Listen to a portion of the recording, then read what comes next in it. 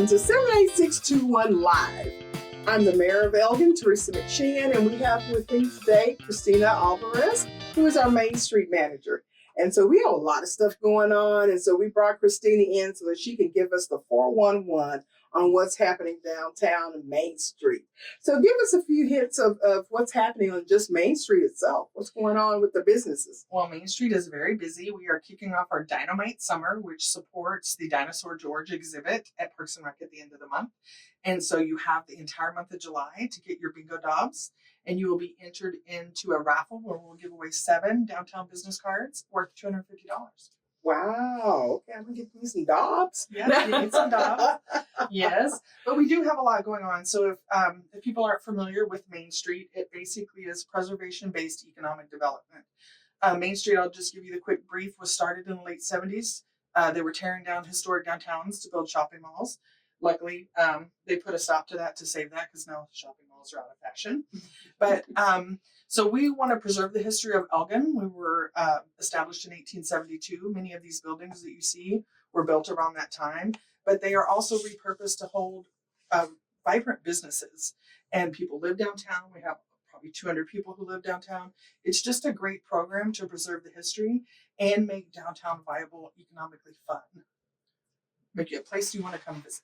All right, all right. So we have some new businesses coming in. And tell us about what the newest ones that have been coming. Well, the newest one opens July 12th, Things Celtic. It was in Austin from 1997 to 2008 when it decided to move to Dublin, Texas.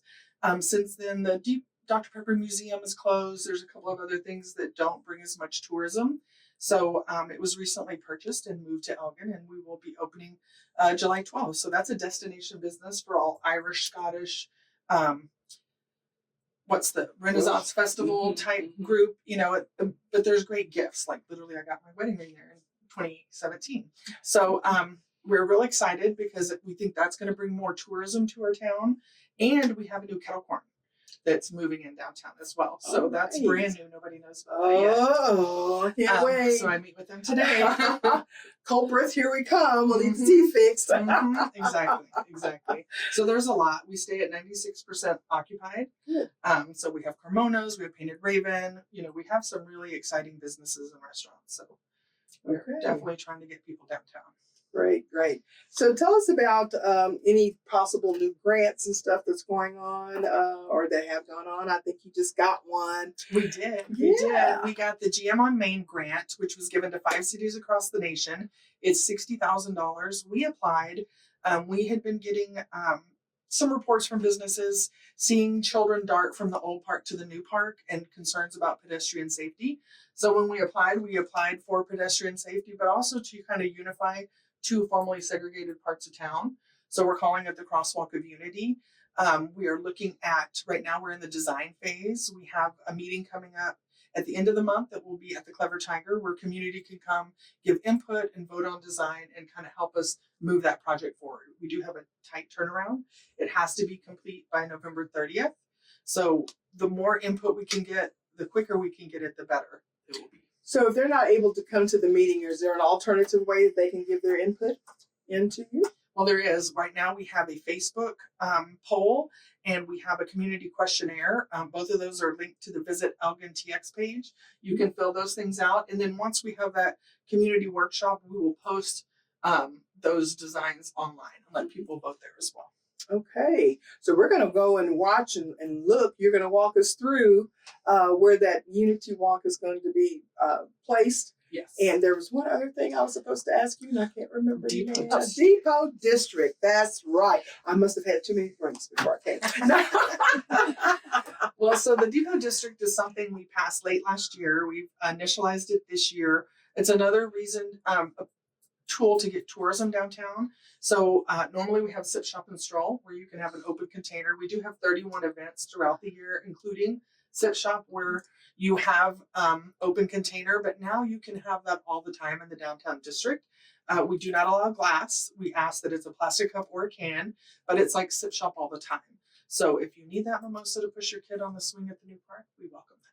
All right, all right. So we're going to go outside now and we're going to take a tour of where that new crosswalk is going to be. And you're going to tell us a little bit more about the design and what is the vision Yes, ma'am. And I think our my lovely co-host Stacey Osborne, who is the interim communications director, is going to lead us out there to that.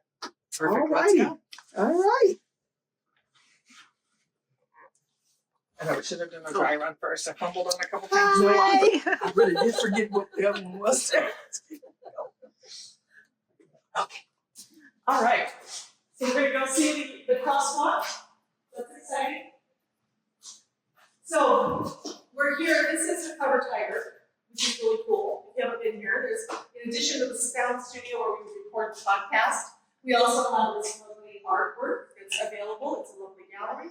And they'll also have some Dino bingo cards for you to pick up. So Elizabeth will play a little bit more about you can tell. What's Dino bingo? Well, this is actually where the downtown Elizabeth won't be explaining this. That's right. This is actually to get you to come visit the downtown businesses. You have the entire month of July to fill up this card to be in the raffle we discussed. So bring it out, get as many jobs as you can, get it turned in by the end of July, and you'll be entered to win. All right. We're at Depot coming to Avenue C.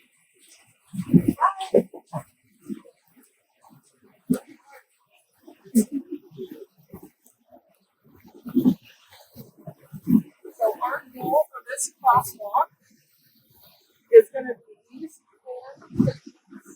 here. You'll see here, and then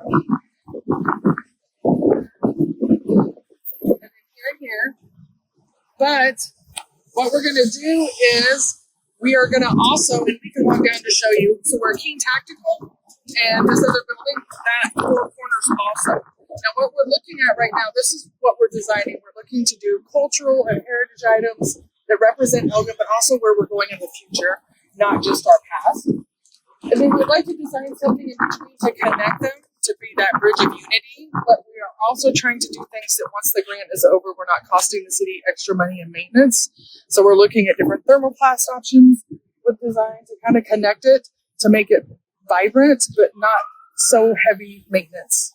For the long term. And then we're also going to work with the school district on doing pedestrian safety education as a component for this grant. Okay.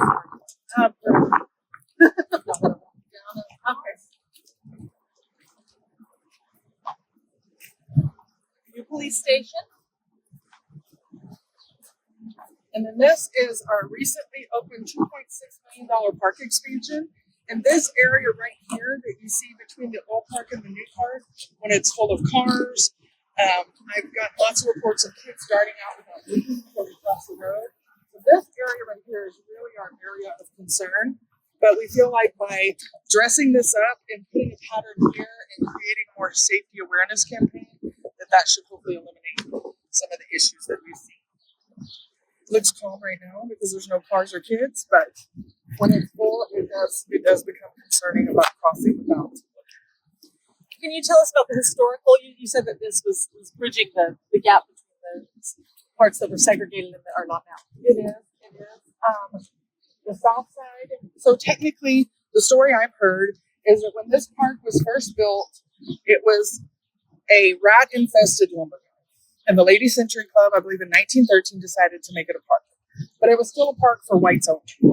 And so I was told that the Hispanics would come here for their fandangos, and then the blacks would have to be on the other side. And so now that Elgin doesn't have that kind of segregation, we just wanted to do something that showed the unity to bringing all those parts together.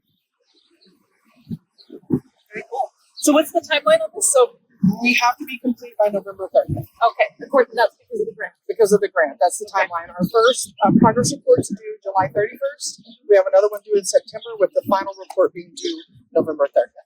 Okay, thank you. Thank you. Thanks for joining us for 78621 Live. This has been our second edition of the podcast for July, and we look forward to bringing you more episodes very soon. And welcome back to 78621 Live. I'm again Stacey Osborne, interim communications manager for the city of Elgin, and I am here with our wonderful Parks and Recreation Director, Elizabeth Marzec. Hi, welcome to Morris Memorial Park. All right, this is one of our many parks. How many parks do we have in the city of Elgin? City of Elgin has 5 parks covering 120 acres, and this is One of my personal favorites is a neighborhood park called Morris Memorial Park with a duck pond and catch and release fishing. Very cool. And it's right next to the Morris Memorial Pool as well. So that's kind of convenient. It is. Yeah, all in one. You have a day at the pool and the park. We've got a beautiful playground that was built in 2024, and it has a 4-person seesaw, so you can get all of your energy out in water or in the park. Very cool. So tell us what's going on with the Parks and Recreation Department. We can just walk around. Sonny, do you want us to just walk? Okay. Where do you want? You can walk in.